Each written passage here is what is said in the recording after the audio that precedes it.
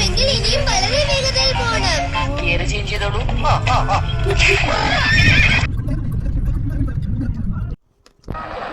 ചേടാ, മനുഷ്യന് കാലെടുത്ത് കുത്താൻ നിവൃത്തിയില്ലാത്ത വിധത്തിലാണല്ലോ ഈ സ്വാമി ഇവിടെ ഗ്രില്ല് വരച്ച് വെച്ചിരിക്കുന്നത്.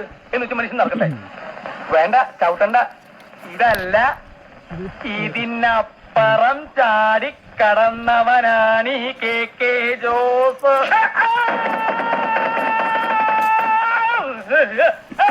അയ്യോ എന്റെ ദൈവമേ!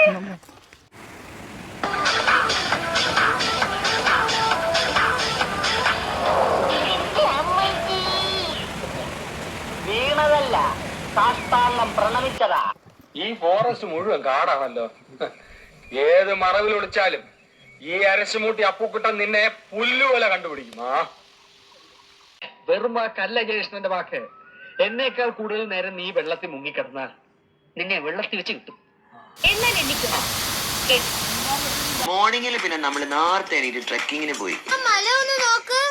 എന്തമ്മോ, ഇതിനെ കൊണ്ട് ആ മല കയറാൻ പറ്റും. മേലെത്തിയപ്പോ തന്നെ അടിപൊളി വ്യൂ.